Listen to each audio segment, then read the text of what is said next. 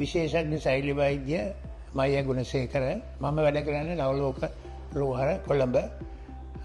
මගේ field of expertise laparoscopic surgery, gastrointestinal surgery, general surgery.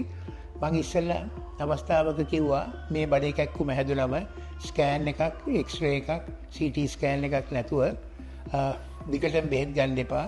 එන්ඩෝස්කෝපි කොලොනෝස්කෝපිත් අවශ්‍ය වෙන්න පුළුවන් බ්ලඩ් ටෙස්ට් සමග. අපි දැන් බලමු ඉතාමත්ම සුලභව එන රෝග දෙකක් සර්ජන් කෙනෙකුට. appendicitis හැදිලා කට්ටිය එනවා. අනිත් එක gall bladder problems. දැන් හුඟක් ඒගොල්ලෝ gastritis කියලා වෙදකම් අරගන්නවා. කිසිම ස්කෑන් එකක්වත් CT ස්කෑන් එකක්වත් කරලා නැහැ. එතකොට අපිට ස්කෑන් එකක් කරුවම බලා ගන්න පුළුවන් මේ පිත්තාශය ගල් තමයි මෙච්චර කාල තිබිලා තියෙන්නේ කියලා.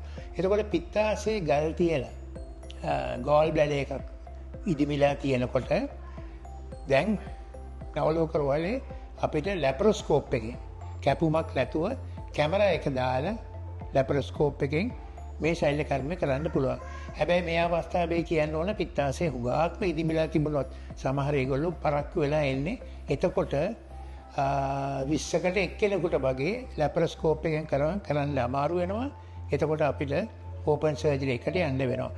හැබැයි 100% අවස්ථාවලම අපිට appendicitis වගේ සර්ජරි එකක් ඉස්සෙල්ලා කැපුමකින් කරන ඔපරේෂන් එකක් ලැපරොස්කෝප් එක දාලා කරන්න පුළුවන්.